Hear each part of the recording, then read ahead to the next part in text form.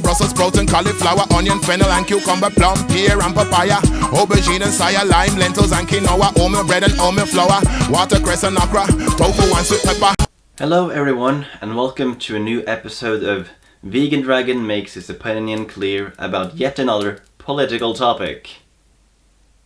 Norway is located in northern Norway on the Scandinavian peninsula, is home to 5.3 million people, is a democratic institutional monarchy, and the official languages with equal status are Norwegian and Sami. There are two problems with the last sentence, and some of you think, oh yeah, that's because he hates the Sami people, they don't like that the language is official. Now, I know there's a lot of people who think that I hate the Sami people because I made two videos criticizing one, the reindeer herding, and two, the proposal of doing a Sami version of the Faroese Grindadrap. Now, if that was true, then I hate all the Chinese people because I despise the country's politics. Because logic. Now, the fact of the matter is, I'm vegan. I oppose all suffering, death and exploitation of animals, no matter who's doing it.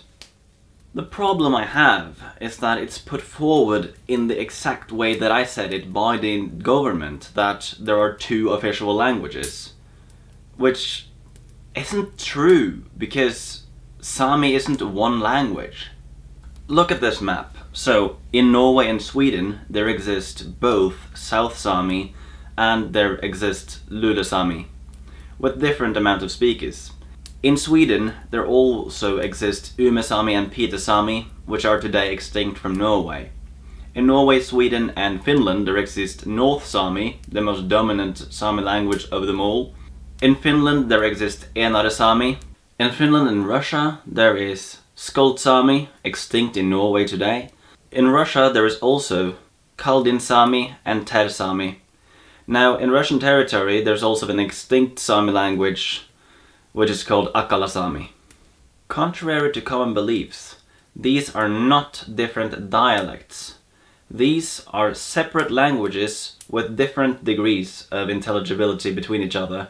Saying that they're dialects is the same thing as saying that all the Germanic languages are the same language.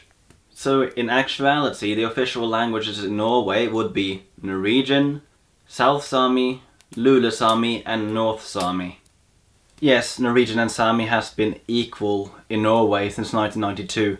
Really great things happened that year.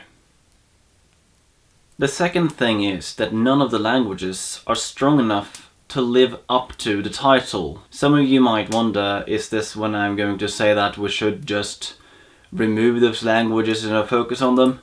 You couldn't be further from the truth. The rest of the video is something that I already planned to do in a Norwegian video and upload it to my Facebook, but I figured this might also be very useful for indigenous people all over the world and not only in this area.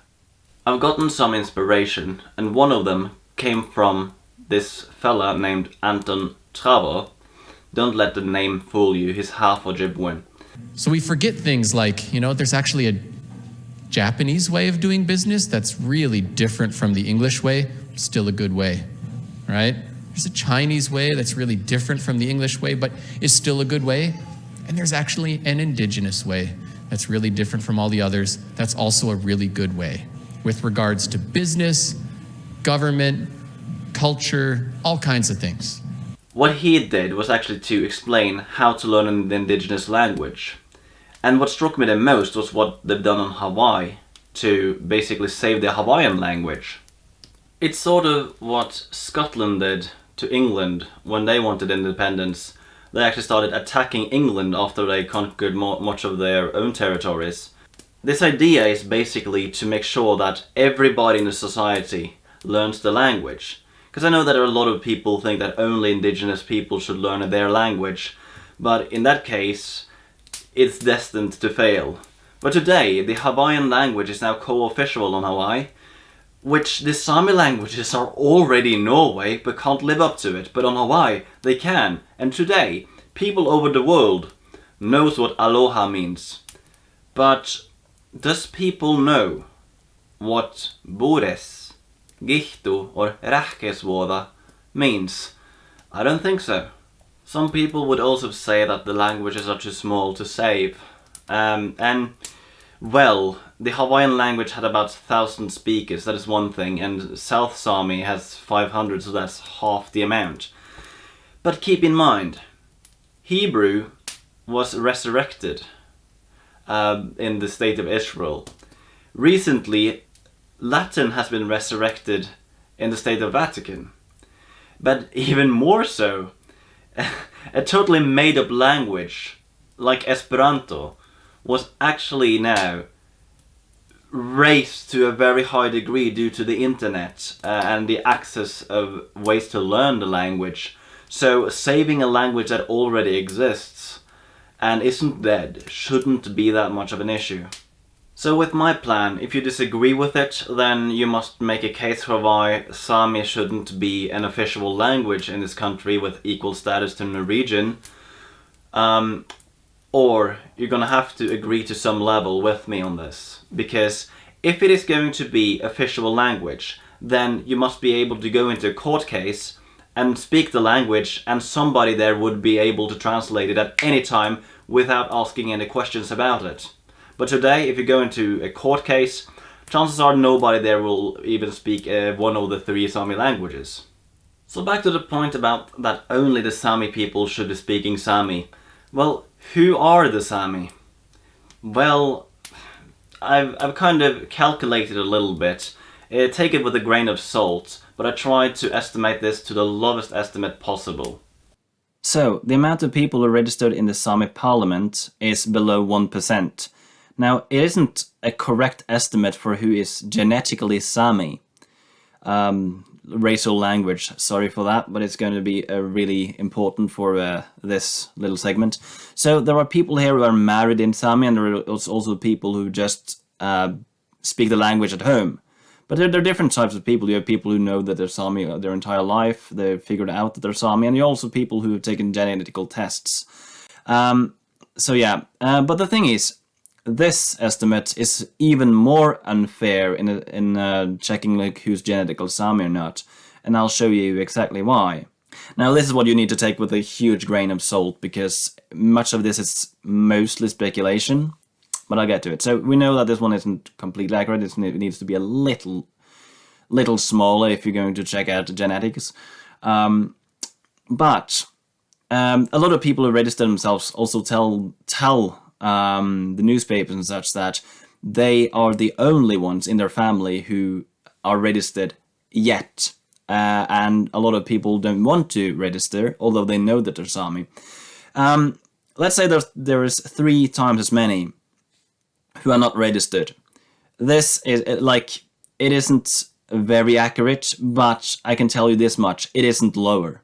There's a lot of people who know that they're Sami, but they just don't want to register because they don't feel like they're part of the community or other reasons. There are many reasons for this. Now, there is a group that is even bigger, and it is basically people who are in the closet about being Sami, and there's people who are descended from those people. If you want to know what this is all about, well, I suggest you watch the film Sami Blood. It is a Swedish film, the only film ever made in South Sami. A great one, it explains this to great detail. But yeah, there's a lot of people who don't know that they're Sami because their grandparents or so didn't tell. So that is the thing. But the biggest group, now I told you that there are people in this group who are in here because they took genetical tests. Well, you have people from like the 18 or even 1700s who were misplaced, who fled, who had offsprings who doesn't know that they're Sami. A lot of people will say, oh, but they're just outbred. They aren't really Sami anymore.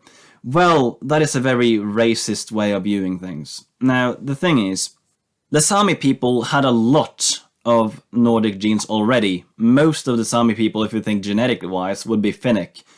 Sami isn't one racial group.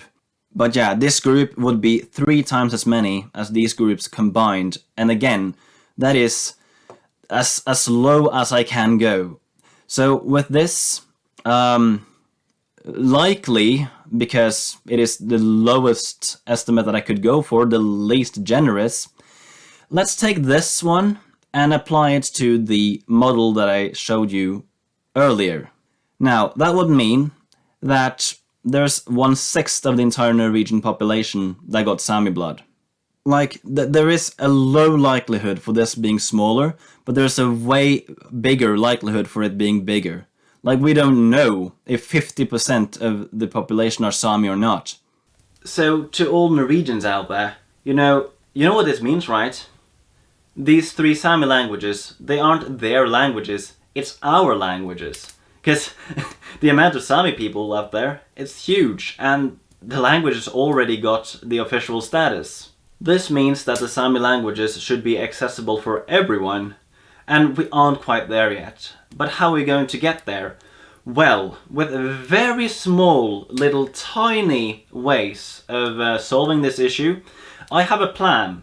It is on a grand scale, but I can kind of have an idea that makes this really simple, so I'm just going to show you that in a few models. My plan is simple. So, let's say for the mandatory areas, it's basically where the languages were originally spoken to a very high degree. So, this is where North Sami was spoken originally, but also the presence of Sami in Oslo and in Setesdal should make North Sami also mandatory in those areas as well. Now, this was a Lule Sami speaking area, and this was a South Sami speaking area. But where should North Sami be elective? Well, of course, in the Lofoten Islands. There was a lot of Sami here originally, but it was mostly like Norse area, a lot of Vikings and such. Also here, this was in the middle of like the Ume and Peter Sami area. Not sure about this. I need to talk to some other people about this as well. But the rest of Norway.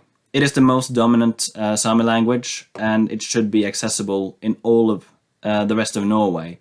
Now, it should also be elective in the bordering areas with Lule Sami, but also for South Sami as well.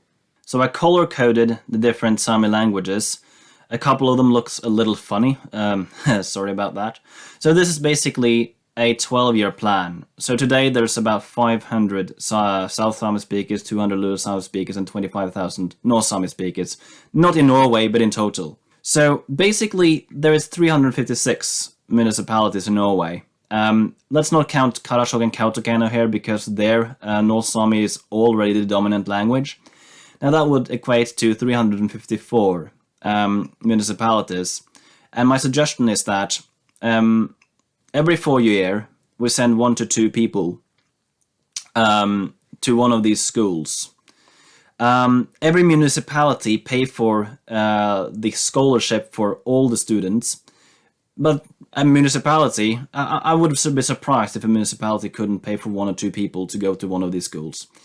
Now, that would equate to having everything from 354 to 708 students going to these schools.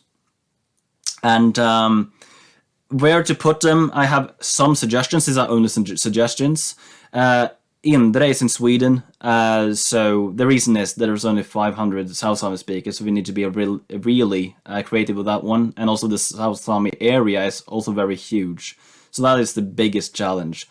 Now, within those 12 years, then we go from having a few hundred to have everything between 1 to 2,000 new Sami teachers. Now, I don't suggest that every single school can manage to get a teacher within these years, and that isn't even the point. But what is the point is that then all the municipalities will have the teaching accessible. And even if some municipalities resign from this, like let's say 90% resign from it, that is still a very high amount of municipalities who are willing to teach their students the Sami languages. I'm very interested in hearing your view on how this plan can be slightly modified to be even better or even more doable. If this was doable in Hawaii, then why can't it be doable in Norway? So if you are of any other countries with Sami people, or if you are from a country with other indigenous people, try to create a similar idea, and I'd really like to see how that looks like. Some of you may ask, are you yourself Sami? And I'm going to answer in the same way that every Norwegian, Swede and Finn should reply. I don't know. That is the right way to say it. Now, is it probable for me to be so? Well, there's a couple of things. One, I'm from Trysil, which borders to Rendon, which is South Sami territory. Also, I'm a forest Finn, so I'm of like Finnic people group, so 50-50 I guess. I don't know, there is no way to tell at this very moment. What you might think, well, you speak many different languages, will you learn Sami? And at this very moment, I haven't done very much into. I've checked out a little bits and pieces of the language and such, but after a while, I am preparing, so I got a couple of dictionaries at least, and sooner or later, I will start learning the language for real. When that is going to be, I don't know. But I feel that us Norwegians, I feel we owe the Sami people, because we've oppressed them for so long, we didn't allow them to use their languages, and we as Norwegians owe them that we learn their languages.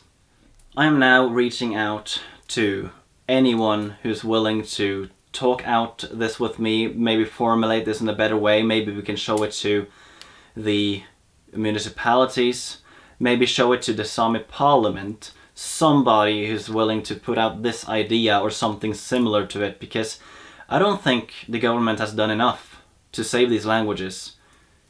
And right now I'm just grateful for everyone watching, so olo gihto.